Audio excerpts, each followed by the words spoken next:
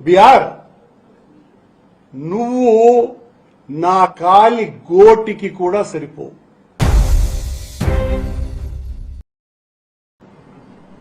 ఆయన మరొక మహిళతో ఉన్నటువంటి చనువుగా ఫోటోలు కావచ్చు, వీడియోలు కావచ్చు, ఎవరో బయటికి వదిలిన తరువాత అది ప్రపంచవ్యాప్తంగా ఉన్నటువంటి హిందువుల మనోభావాలన్నీ కూడా తీరని విధంగా దెబ్బతిని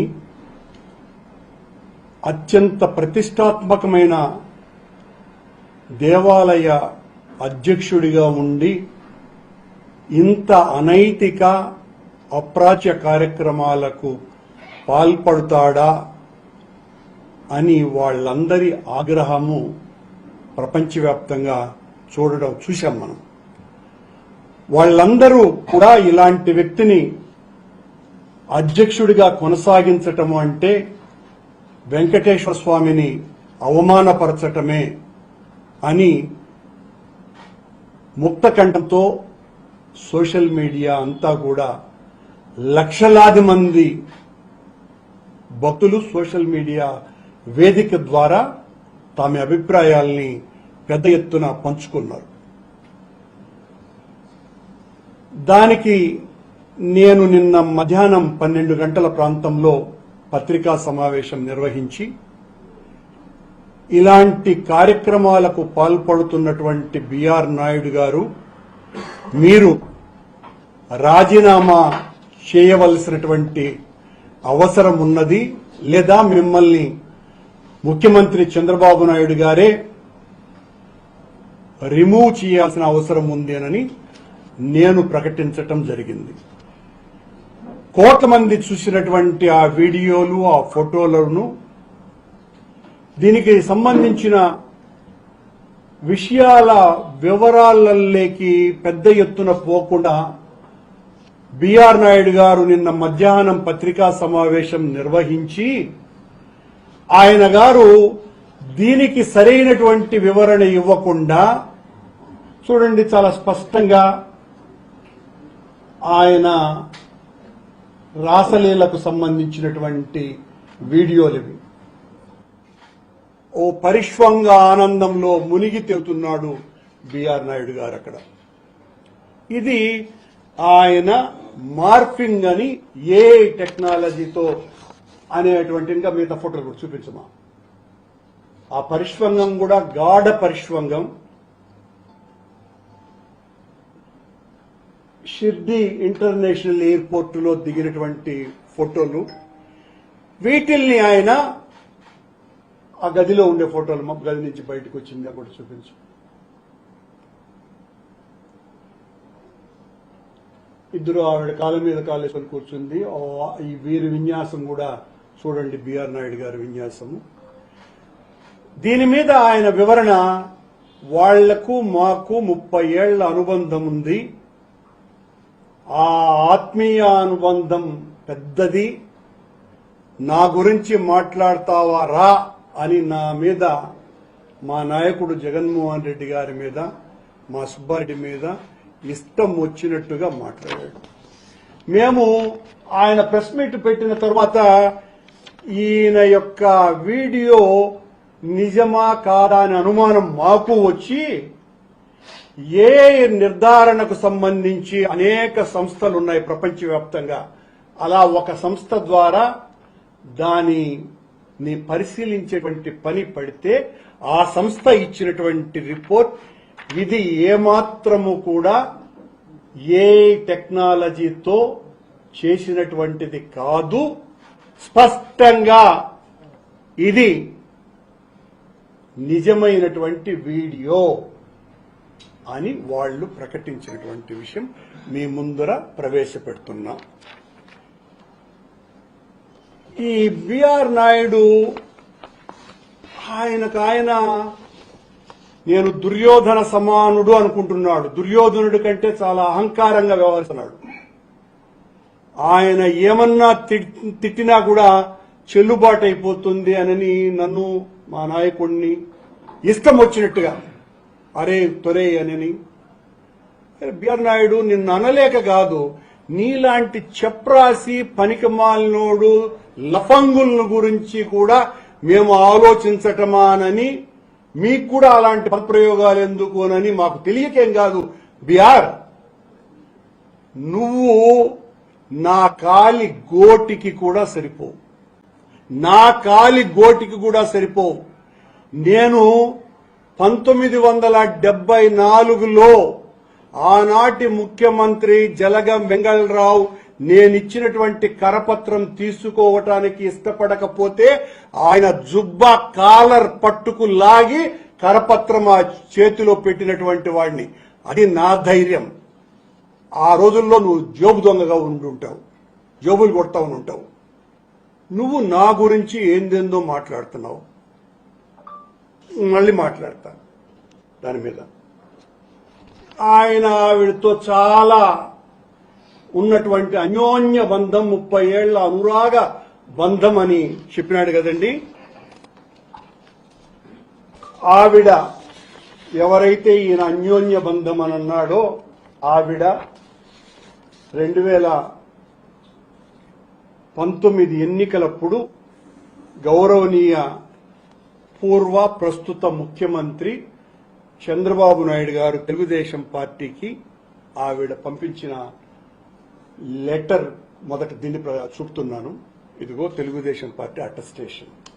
అలాగే నారా లోకేష్ గారికి కూడా పంపించింది, దాని అటెస్టేషన్. అలాగే ఆవిడ పవనానంద స్వామికి కూడా పంపించింది, దానికి సంబంధించినటువంటిది ఇన్ఫర్మేషన్. ఆవిడ రాసినటువంటి ఉత్తరాన్ని నేను ఇప్పుడు చదువుతున్నా. Relationship subject, relationship with B R Naidu, honorary chairman TV5. గౌరవనీయ మాజీ మరియు కాబోయే ఆంధ్ర రాష్ట్ర ముఖ్యమంత్రి వర్యులు నారా చంద్రబాబు నాయుడు గారికి నమస్కరించి రాయున్నది. నా పేరు తాడేపల్లి ఇందులేఖ, వయస్సు 48 సంవత్సరాలు, daughter of late Shri Tadepalli Satyanarayanamurthy, స్వస్థలం గుంటూరు జిల్లా తెనాలి. మాది బ్రాహ్మణ వైదిక కుటుంబం అయినప్పటికీ మా నాన్నగారు తెనాలి టౌన్ హెడ్ కరణంగా పనిచేసి ఉన్నారు. తదనంతర పరిణామాలతో మేము సుమారు 36 ఏళ్ల క్రితం హైదరాబాద్కు మూవ్ అయ్యి వ్యాపార నిమిత్తం హైదరాబాద్లో స్థిరపడ్డాము. ప్రస్తుతము మేము హైదరాబాద్లోని మణికొండ ఏరియాలో స్థిర నివాసం కలిగి ఉన్నాము. నేను ఈ ఉత్తరం ద్వారా మీ దృష్టికి తీసుకొని రావాలి అనుకుంటున్న ముఖ్య ఉద్దేశ్యం ఏమిటనగా, బిఆర్ నాయుడు నాకు 25 సంవత్సరాలుగా పరిచయస్తులు. ఆ పరిచయం కొన్ని ఏళ్ల తరువాత రిలేషన్షిప్ గా మారింది. ఈ ప్రయాణంలో నాయుడు గారి వలన సుఖం సంతోషం తోడు లేకపోగా అనేక అవమానాలు, ఆర్థిక ఇబ్బందులు పడ్డాను, ఇంకా పడుతూనే ఉన్నాను. నన్ను ఏనాడు ప్రేమగా బాధ్యతగా చూడలేదు. అరగంట కోసం నేను అనే విషయం నాకు అర్థమయ్యేసరికే ఏళ్లు పట్టింది.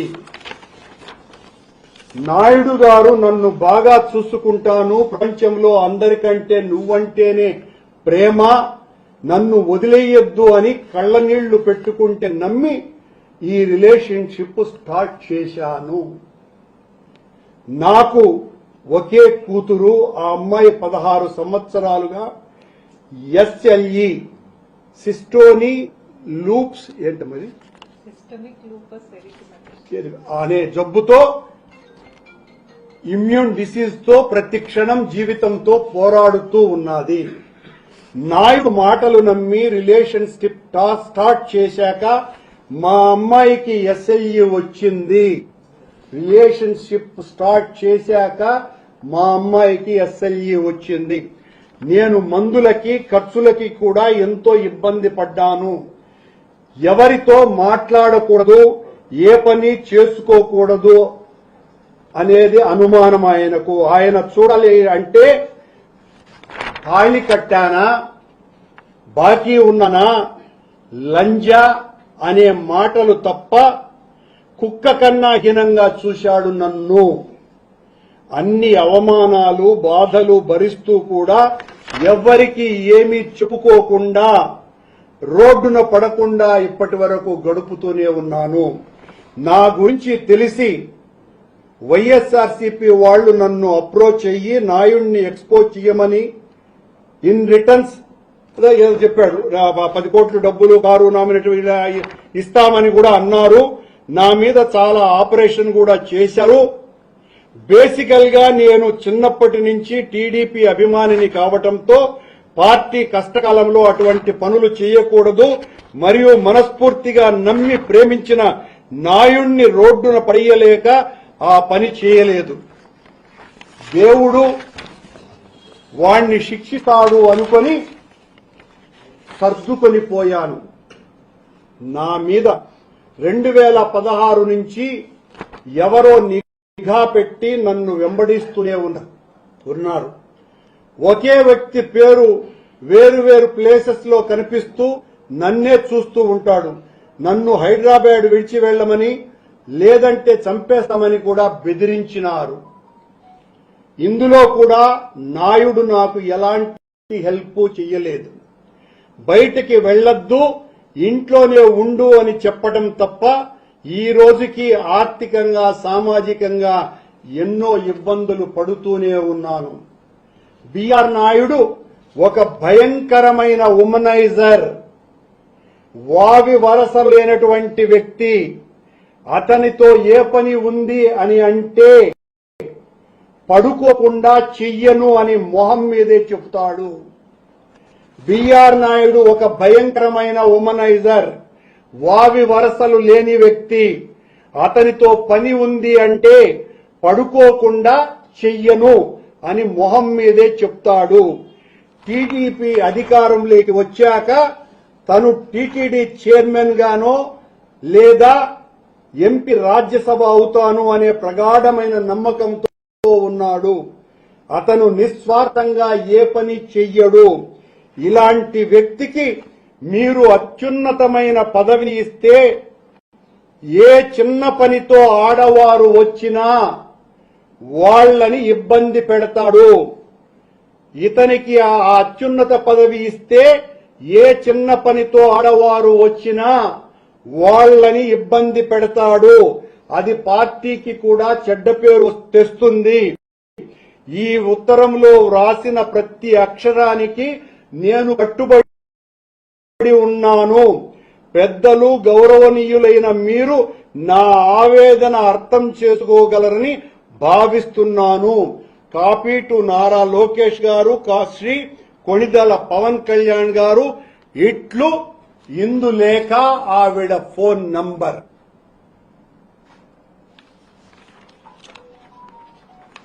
బిఆర్ నాయుడు, ఇప్పుడు చెప్పు నీ కథ, నీ యవ్వరం, నీ బతుకు. పశువు కంటే హీనమైనటువంటి వ్యక్తివు నువ్వు. పవిత్రమైన దేవాలయంలో పాడు పనులు చేసేటువంటి నీచాతి నీచుడివి నువ్వు. అసలు ముఖ్యమంత్రి అయిన చంద్రబాబు నాయుడు గారికే ఈ ఉత్తరం ఒక బ్రాహ్మణ తల్లి, భర్తను కోల్పోయిన వైదిక బ్రాహ్మణ తల్లి ఇంత ఆర్తనాదం చంద్రబాబు గారికి రాస్తే కూడా పట్టించుకోలేదు అంటే చంద్రబాబు నాయుడు గారు ఉద్దేశ్యపూర్వకంగా ఇలాంటి నీచుణ్ణే టీటీడీలో ఉంచాలా అనేటువంటి అనుమానం ఎవరికైనా రాదా అండి? ఈ ఉత్తరం చూస్తే ఎవరికి రాదా? ఉద్దేశపూర్వకంగానే చంద్రబాబు నాయుడు గారు ఈ రకమైనటువంటి వ్యక్తికి ఈ పదవిని ఇచ్చినారు. ఎంత దారుణం! హీనాతి హీనమైనటువంటి విషయం. నువ్వు ప్రెస్ మీట్ పెట్టి తగ్గేదేలే అంటాడు. తగ్గద్దు. ఇట్లాంటి పాడు పనుల్లో మరింత పెరుగు. నేను నీ దగ్గరికి వచ్చి భంగపడినానా? నిన్ను అసలు మనిషిగా కూడా చూడను నేను, నీలాంటి వాళ్ళని. నీ దగ్గరికి నేను ఆయన నిన్న మాటల్లో నా దగ్గరికి వచ్చాడు, వాడి గతంతా కూడా తెలిసిపోయి భయపడిపోయి నా దగ్గరికి నన్ను అప్రోచ్ అవ్వాలని చూసినాడు, నేను ఒప్పలేదు అని అన్నాడు. అని వెంటనే నేను కూర్చున్నప్పటి నుంచి రాజీనామా చేయమని అడుగుతా అన్నాడు అని అంటాడు. నేను కూర్చున్నప్పటి నుంచి రాజీనామా చేసేవాడిని అడిగితే అయితే నీ దగ్గరికి ఎందుకు వస్తాను? పొరమొకడ నాకు అర్థం కాల. నేను ఏం మాట్లాడతావయ్యా నువ్వు? నిన్ను చూస్తే నాకు భయమా? నీ అటు పనికి మాలినోడిని లఫంగుల్ని చాలా మందిని చూసిన. నీలాంటి వాళ్ళు ఈ పదవికి అర్హులు కారని మా బాధ అది, అంతే తప్ప మీ మీదే నాకు వ్యక్తిగత ద్వేషమేమి లేదు. నాయుడు గారు, ఇప్పుడు ఈ పదాలు నేను మాట్లాడిన సభ్య సమాజానికి నేను క్షమాపణలు చెప్తున్నా. ఇలాంటి మాటలు మాట్లాడేవాడిని కాదు నేను. కానీ నువ్వు పని కట్టుకొని అంటున్న తర్వాత అంటే నా ధైర్యం వలన వాడు భయపడిపోతా ఉన్నాడు అని అనుకుంటావు కాబట్టి అంటున్నా మాటలు. నేను నడి బొడ్డులో హైదరాబాద్ లో వ్యాపారాలు చేస్తా. ఏం నడి బొడ్డులో కాకపోతే బొడ్డులోనే చేసుకో. ఏం భయపడతామా? నీకు వేల కోట్ల రూపాయల డబ్బులున్నాయి. అక్రమాలతో, అన్యాయాలతో, దౌర్జన్యాలతో హైదరాబాద్ అంతా ఆక్రమించినావు. స్థలాలు జూబ్లీ హిల్స్ లో 100 కోట్ల రూపాయలు మోసం చేసినావు అని అందరికీ తెలుసును. ఈరోజు ప్రత్యక్షంగా దొరికిపోయినావు. ఆ ఇందులేక పాప మహాతల్లి, ఆ తల్లిని ఈ రోజున ఎంత క్షోభ పెడుతున్నాడో నిన్నటి నుంచి. ఆమె కాళ్లు గిళ్లు పట్టుకునేసి ఉంటాడు ఈ పాటికి. అడ్డంగా దొరికిపోయిన తర్వాత ఏం చేస్తాడు? నేను కాదని చెప్పు అని ఈ లెటర్ బయటపెట్టిన తర్వాత ఇంకా ఆమె పాదాలను నాకి అరగదీసి ఏం చేస్తాడో కూడా తెలీదు. నేను 2 సార్లు అయినా రాజీనామా చేయమన్నా నేను నీకు నిన్న తప్ప. నేను రాజీనామా చేయమన్నాడు. కూర్చున్నప్పటి నుంచి నన్ను రాజీనామా చేయమంటాడు. నేను చేయొద్దు. ఎవరు చేయమన్నారు నిన్ను? నువ్వు చేయొద్దు. ఇంత పనికిమాలినోడు అధ్యక్షుడిగా ఉన్నాడు. ఇంత పనికిమాలినోడిని, ఇంత అప్రాచ్యుణ్ణి చంద్రబాబు నియమించినాడు అనని చంద్రబాబు గారి ముఖం మీద మాట్లాడతారు నీచంగా జనమంతా కూడా. ఇప్పుడు మొత్తం నెటిజన్లంతా అందుకుంటారు ఈ ఉత్తరాన్ని. అది ఆయనకు అప్రతిష్ట, నీకు కాదు. నీదేముండదు, అన్ని చేసినటువంటి వాడివి. నువ్వెంత నీచుడు అన్నది ఆ మహాతల్లి బ్రాహ్మణ, అది కూడా అర్చక కుటుంబానికి సంబంధించినటువంటి బ్రాహ్మణ వైదిక తల్లికి భర్త లేనటువంటి ఆవిడకి నువ్వు చేస్తున్నటువంటి ద్రోహమా ఇది? ఎంత నీచాతి నీచమైనటువంటి చర్య. 25 ఏళ్ల క్రితం నుంచి బంధం ఉందండి. ఆ షిర్డీలో ఎయిర్పోర్ట్ ఓపెన్ చేసింది 2017లో. రావునాథ్ కోవింద్ ఓపెన్ చేసినాడు. మార్ఫింగ్ అంటాడే, నాకు అర్థం కాలా. 2017లో రండి షిర్డీలో ఓపెన్ చేసింది ఎయిర్పోర్టు. ఇందులో ఏది మార్ఫింగ్ కాదని, అన్ని పచ్చి నిజాలేనని ఆయన జడ్జిమెంట్ చేసుకున్నాడు. నిన్న ఆయన నిర్ధారణ చేసుకున్నాడు, నేను రాజీనామా చెయ్యను. ఆయనే సభ్య కమిషన్, బిఆర్ నాయుడు ఏకసభ్య కమిషన్ ను నియమించుకొని నేను రాజీనామా చెయ్యను, అందులో ఏ తప్పు లేదు, ఏం జరిగి ఉండదాడా, అవన్నీ చాలా సహజమైన విషయాలే కదా అని కూడా అన్నాడు. నిజమబ్బా, నీకు సహజమైన విషయాలు. కానీ టీటీడీలో 2002లో లక్ష్మయ్య అనేటువంటి ఒక సీనియర్ అసిస్టెంట్ వివాహేతర బంధం ఉంటే, ఇది కూడా మీకు రిలీజ్ చేస్తున్నా, వివాహేతర బంధం ఉంటే ఉద్యోగం నుంచి తీసేసినారు బిఆర్ నాయుడు. ఉద్యోగం నుంచి టీటీడీ ధార్మిక సంస్థ మరొక మహిళతో వివాహేతర బంధం ఉంటే ముఖ్యమంత్రిగా చంద్రబాబు గారు ఉన్నప్పుడే ఆ ఉద్యోగం ఓడబెరికినారు. మరి నువ్వేం చేస్తావు? నువ్వు తగ్గవులే, తగ్గేవాడివి కాదు. ఏందో నీ అబ్బ సొత్తా అంటున్నాడు. ఏ నా అబ్బ సొత్తు? నీ అబ్బ సొత్తు అనుకోవా? నా అబ్బ సొత్తు కాదు స్వామి.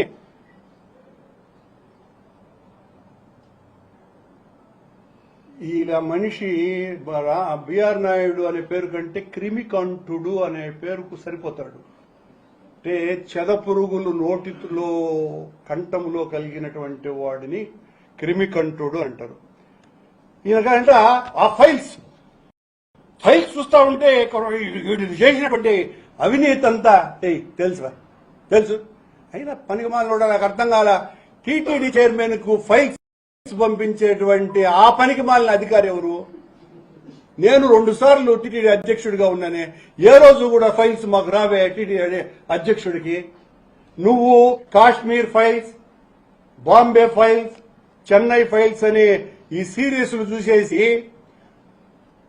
నువ్వు ఈ ఫైల్స్ టీటీడీ ఫైల్స్ చూస్తాడు.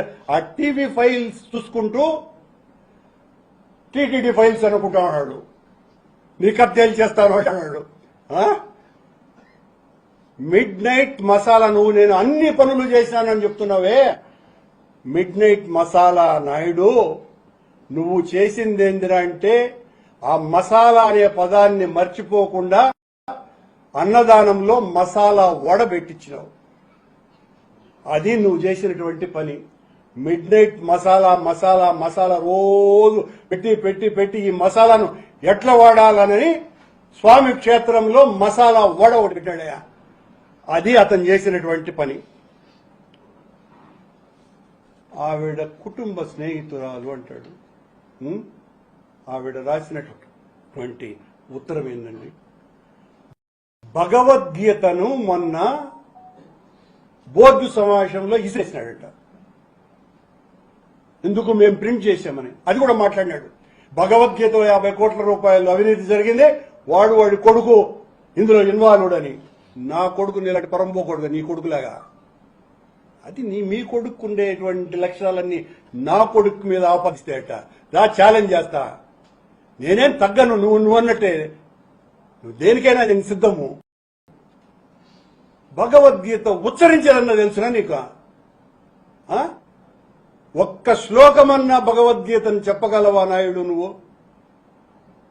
భగవద్గీతలో అవినీతి జరిగింది అనేటువంటి మాటలు మాట్లాడుతున్నావు. ఆ పుస్తకం ఎందుకు మొన్న విసిరేసినాడంటే అందులో నేనున్నప్పుడు తీసుకున్నటువంటి నిర్ణయం అది. ప్రింట్ ఆ తర్వాత అయింది, ఆ సమయంలో ఎన్నికల సమయంలో. అందులో నేను ముందు మాట, అప్పటి ఈవో ఎగ్జిక్యూటివ్ ఆఫీసర్ మరొక మాట రాశారు. దాన్ని చూశాడంటే బోర్డులో ఈ 2 నారాయణలు ఉన్నాయని ఇసిరేశాడు. మా 2 పేర్లు ఉన్నాయని శ్రీకృష్ణ మహానుభావుడు ఉద్బోధించినటువంటి భగవద్గీత 5 భాషలలో ప్రజలకు అందించాలనేటువంటి ఒక మంచి కార్యక్రమాన్ని తీసుకుంటే భగవద్గీత మీదనే కామెంట్ చేస్తాడు. భగవద్గీత అన్నాడు. ఏం మాట్లాడతావు? నాకు మీడియా ఉంది, నాకు విలేకరులు ఉన్నారు, నాకు ఇన్వెస్టిగేషన్ చేస్తారు, మీ అంతు చూస్తారు అంటాడు. ఏం నీకు విలేకరులుంటే ఏం చెప్తారా? విలేకరులుంటే నాకెవరూ లేరు. మా నాయకుడు జగన్మోహన్ రెడ్డి ఒకడే నాకు తోడు. దేనికైనా రెడీ నేను. నీ మారిన పనికి మాలిన పనులు చేసేవాడిని అయితే కదా. అందుకే కదా నేను రోజు నీ మీద డి అంటే డి అంటానా, భయపడేవాడిని అయితే అంటానా, తప్పు చేసేవాడిని అయితే అంటానా? చూస్తే ఈయనకు ఫైల్ చూస్తే లెక్కలేనటువంటి ఫైల్ ఎవరు నీకు పంపించేది నాకు అర్థం కాదా. ఫైళ్ళు అన్నాడు. రీల్స్ చేస్తే తప్పు, వాళ్ళ మీద చర్యలు తీసుకుంటాము అని అన్నావు. ఈ రీల్స్ చూసినారు కదా, ఈ రీల్స్ చూసిన తర్వాత బిఆర్ నాయుడు గారిని ఏం చేయాలో మీరు మొత్తం ప్రపంచానికి తెలియజెప్పండి అబ్బా. ఇంతకంటే ఏం మాట్లాడాలో కూడా అర్థం కావటం లేదు. ఇంత పనికి మాలిన వ్యక్తి నాకు ధర్మ పాఠాలు బోధిస్తాడు. హిందూ ధర్మం అనేటువంటి ఒక ఛానల్ మళ్ళా ఇతనికి, దానిని బ్లాక్ మెయిల్కే వాడము. ఇది బిఆర్ నాయుడు గారి కథ. ఇలాంటి వ్యక్తిని తెలిసి నియమించినటువంటి చంద్రబాబు గారు మరింత తప్పిదం చేశారు. ఏదో మేమేదో డైవర్షన్ పాలిటిక్స్ అంట నీ వాడు రిలీజ్ చేస్తే మేమేదో డైవర్షన్ పాలిటిక్స్ చేసి నాకు అర్థం కాల. ఏకసభ్య కమిషన్ వస్తుందని మేము భయపడిపోయి ఏకసభ్య కమిషన్ వస్తే ఏమవుతుంది? ఏకసభ్య కమిషన్ వస్తే భయపడేదానికి మేము నీలాంటి వాడు దొరికిపోతాడు కమిషన్లు వేస్తే. కమిషన్లు కొట్టేవాడు కమిషన్ వస్తే పోతారు. నాలాంటి వాడు ఎందుకు భయపడతాడా? ఇప్పుడు అడుగుతాడు బిఆర్ నాయుడు అన్నవే నేను కూర్చున్నప్పటి నుంచి రాజీనామా చేయాలి. నీకు బుద్ధి ఉంటే, మనిషి అయితే, నిజంగా నీలో సంస్కారం ఉంటే రాజీనామా చెయ్యి. ఎందువల్లంటే నిన్ను ఆయన తీసేసే లోపల రాజీనామా చేస్తే కనీసం కొంచెమన్నా చేసిన తప్పిదాన్ని అంగీకరించినాను అనేటువంటి అర్థమన్నా వస్తుంది. నువ్వేం చేసేటట్టుగా లేవులే. నిన్న మామూలు బీరాలు బలకల నేను చేయను అంటున్నాడు. చేయను అంటే టీటీడీ చైర్మన్ గా ఇంత పనికిమాలినోడిని నియమించినారు అని చంద్రబాబు గారికి ప్రజలందరూ కూడా కిరీటం వేస్తారు.